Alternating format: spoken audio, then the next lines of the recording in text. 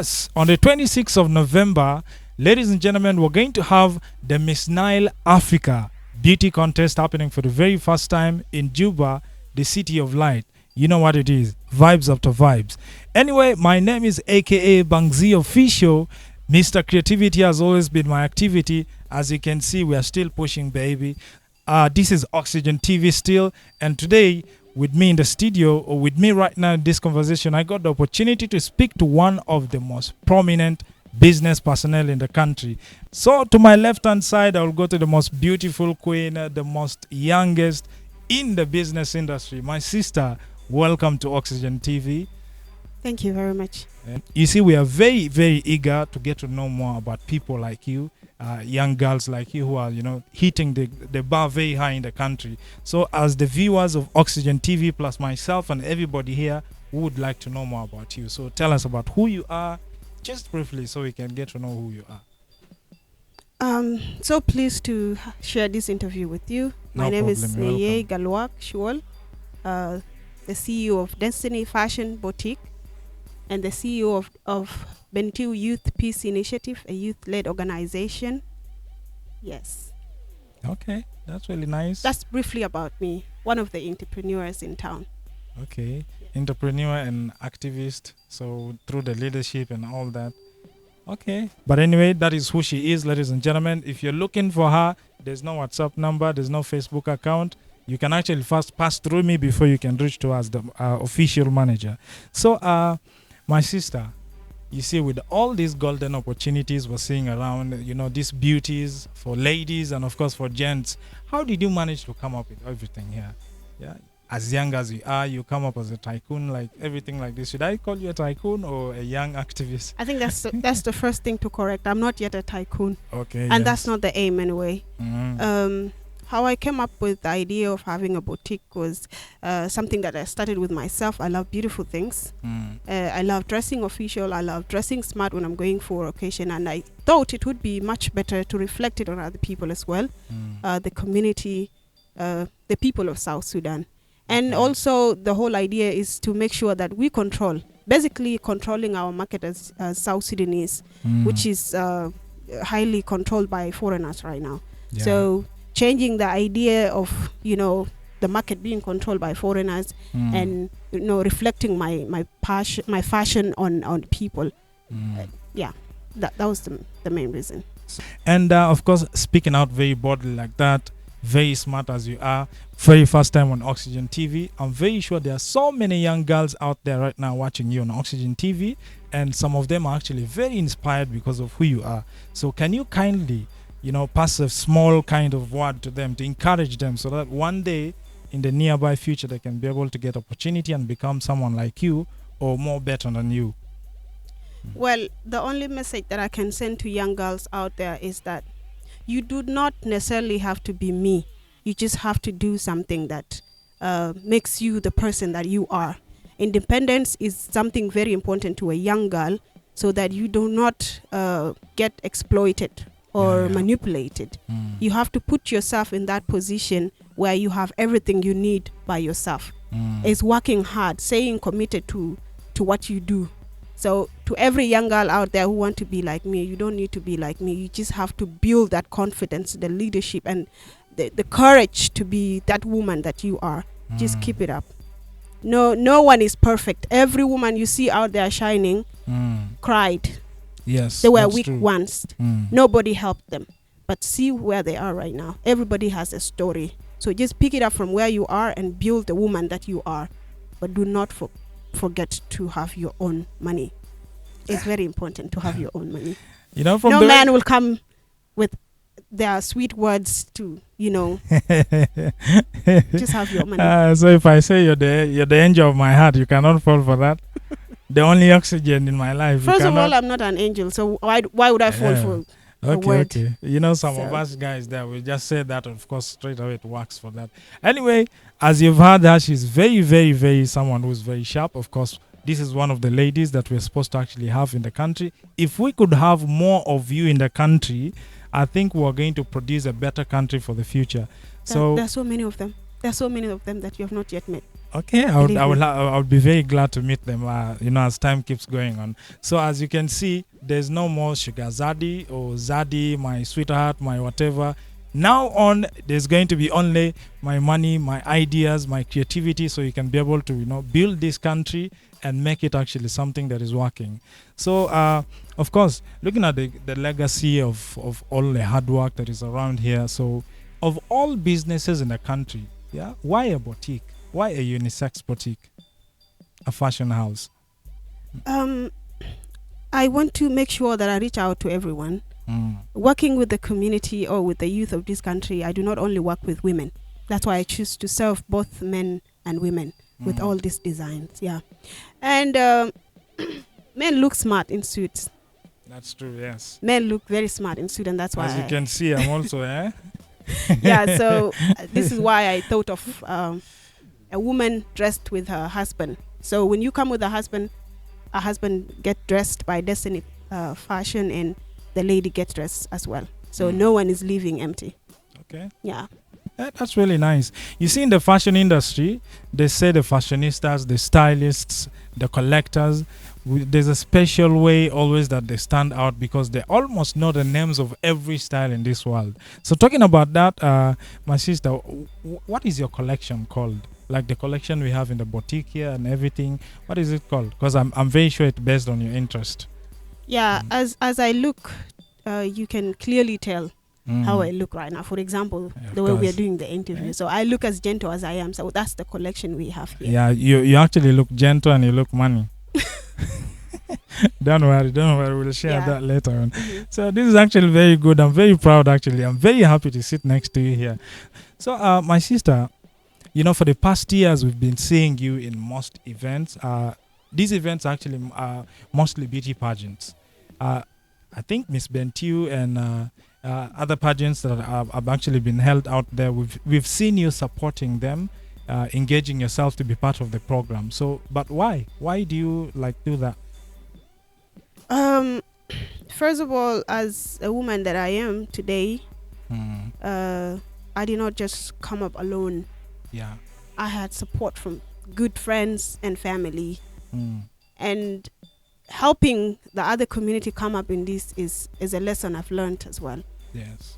But the most important thing about supporting this beauty pageant is it encourages the young girls to engage in this career of showcasing their talent and their capacity and what they can do in the community. The leadership as well. I've listened to so many young girls and young boys also showcasing their leadership skills and talents, which is so beautiful. If we can only engage these young people in such activities, they will not have room. They will not have rooms to engage in these dirty activities and in the community. Yeah. So I find it as one way of building the peace and encouraging young people to just focus on their capabilities. Okay, that's really very, very standard. So talking about that, actually seeing the community, mostly in South Sudan. Anyway, I can't just say South Sudan alone. Worldwide, you see there's a big problem, mostly here in South Sudan, we face in differentiating high fashion and beauty pageant. So when I speak about this, our parents at home, right now as I speak, even some of them will be watching and they will still say, why are these fashion guys talking? Most of them think that this beauty pageant groom these young girls into prostitution, and of course maybe sometimes they look at the beauty pageants as something that is going to expose them to the world and spoil them. So what do you think? What do you have to say about that? What can you tell to our parents out there or the people of the country? I'm not surprised to hear this because that's the cultural mentality. Yes. So our parents still believe a girl cannot engage in such activities. You're supposed to stay at home, do the domestic work, get married, and that's it. Okay? You pay 300 cows. Yes. But then there are these parents also that support their children into engaging in such activities. A very good example is the father of the Miss Bentiu. Yes. This old Musée has been supporting his daughters. Yeah. All these occasions, if one of the daughters is contesting, he makes sure he goes there to support the young girls. So that, which is the most important thing. Then to these parents that do not know what these girls are doing in this beauty pageant, is now you have heard is that they're showcasing their talent. It's not about what you think. Personally, I don't do this bikini kind of dress way. Yes. And it's me as a person. So when our parents see these models do this dressing, they conclude that now this is leading them to prostitution, which is not the case. It's just, I think, one of the requirements as to why they should dress like that. That is so true. let the young girls go and showcase their talent, and let them practice who they are. Yes. Yeah, we're actually getting into the modern world these days. Of course, as you can see, there was no oxygen last year. There was no oxygen any other years back. But now there's oxygen in South Sudan, contributing, changing lives in the country, bringing more love, bringing more creativity to the eyes of people, keeping you busy to get to know what is happening in the country and the vibes. So you have actually responded very well. So to our parents out there, you need to allow our brothers, our sisters to be able to achieve their dreams.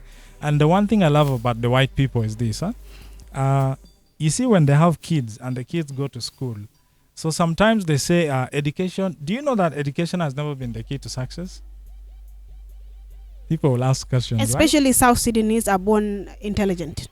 Yeah, that is one thing I actually They don't realized. get the intelligence from the school, although it is important to go to school. Yeah, so education is only the key to widening our knowledge and understanding, then creating a unity between us. Assuming I'm your classmate now, I'll forever know you as a friend, as a sister, and somebody that I always knew. Now, the key to success is your experience, of course, and your talent. This is the one thing that is going to take you for. A simple example is Jen Frog. With the voice, where is he now today? You know what I'm talking about, yeah? So, my sister, see, we are still in the beauty pageant world. So, after talking about, this misconception that people have about our queens, our beauty pageant out there. So, you see, after this crowns are given out to the winners, the lucky girls or the lucky young gentlemen that actually win it to have the title, after the pageant, we always expect them to, carry on their responsibility, to be doing amazing things that they promised us on the stage. But you end up finding most of them not actually being able to handle their responsibility. They don't do their projects. And when other events come, they're the ones that sit in front as VIP. They don't even pay anything at the gate. And they expect MCs to recognize them with no legacy. So what do you think would be the problem? Why are they not, able to represent their responsibility of the title? It is actually one of the reasons as to why most sponsors are, losing the interest of supporting the beauty pageants. Yeah. Because we don't see what was talked about being implemented. But there are only two reasons that I see and should be corrected.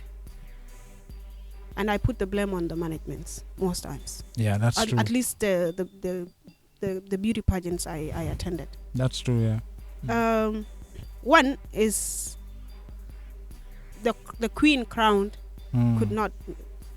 may not be the right queen. There are a lot of queens that have been crowned that do not deserve the crown. That's true, yeah. Because, like you said, education alone is not enough. So beauty alone is not enough.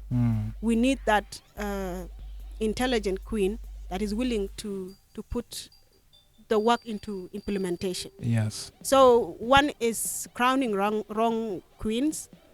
Number two is maybe the management is not being serious on implementing these projects. Yeah. So those are the two things I put the blame on.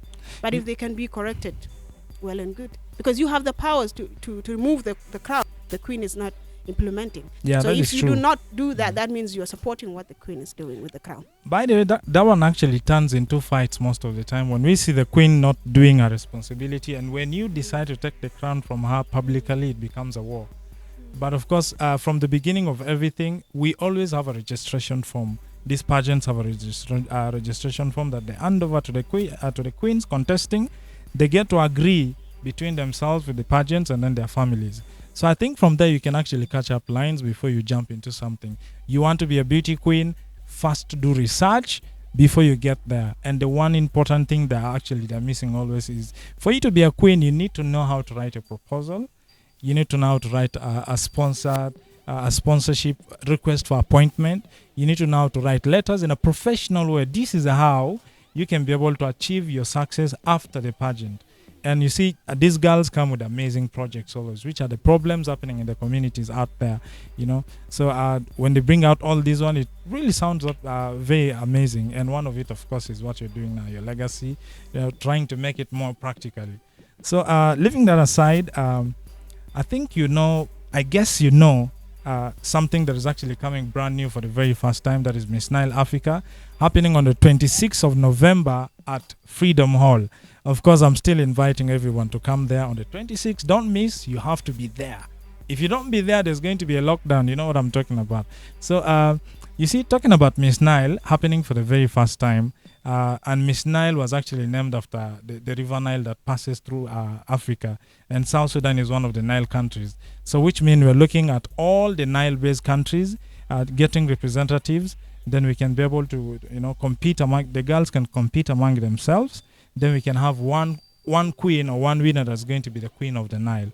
So, in your own opinion, how different do you think the Miss Nile Africa, the production of Miss Nile Africa is going to be way different from all the other pageants that have actually been existing when it comes to organizing everything and how the event flows?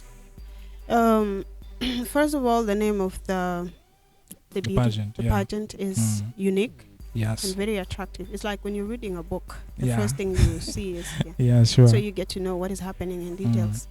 Well, the name is unique since it connects to the River Nile, that is source of our water and the energy. That's true. Yeah. So that's the first thing that makes it unique in a way, and I would love to hear more about the beauty pageant. The other thing is they're starting early. From the information I got, which will give room to people that do not go for night events to come and attend and learn more about the event. And the invitation they sent out, they reached out to the necessary people that need to hear what is happening and what young people are doing. Most of our people, like the elderly, are engaging themselves in the political activities. They do not want to know what we're doing. And we may surprise them one day, which they have to come for these events so they hear what is happening. And what we can and by the way, you have to work with us, the youth, because one time, we are the 75 or percent of the population in the country. So if you don't give us that attention and it's okay, never mind about that. But big people are coming for the event. I was told they're coming for the event. The invitation were already sent to them, and they approved, and they confirm they are present on that day, which makes it unique in a way. So I just hope they keep the time the way they said it. Otherwise some of us will not attend. So I think a classy woman like you deserves a VIP table in front, right? You are given already the invitation for that, right? I don't deserve a VIP. I can even sit behind. Why? Why don't you deserve that? As long as I can hear and see, that's it. By the way, why don't you deserve a VIP? It doesn't really matter where you sit. And there are some, if I go sit in front and there are people that deserve to be there, it doesn't look like if the management puts me in front and there's someone who is supposed to sit there, that will be injustice. Corruption start from there. So okay, thank you. Anyway, we've actually had so much more from our guest today, most of the prominent businesswomen in the country, my sister here. So I would like to say congratulations because this is a gift from God, and it's the gift of your hard work. So I would like to thank you for leading the women in the country, and of course being part of us, the youth, shining as a bright star. I would really appreciate you so much for that. Anyway, Oxygen TV is still here with you, and thank you so much to all the viewers that actually stayed tuned with us to watch this important conversation we're having in the name of Miss Nile Africa, that is still going to happen on the 26th of November at Freedom Hall. And remember, this is the first edition. The training is actually ongoing at South Sudan Hotel in Bullock. So, ladies and gentlemen, we've reached actually to the top hour. This is Oxygen TV, your number one TV that was going to take South Sudan and Africa by storm. I've been Bangzi Official. Of course, Mr. Creativity has always been my activity. So before I sign out, let me appreciate my sister here. We can enjoy in peace. Thank you very much. So everybody, see you next time. Of course, this is Oxygen TV. Bye. This is Oxygen.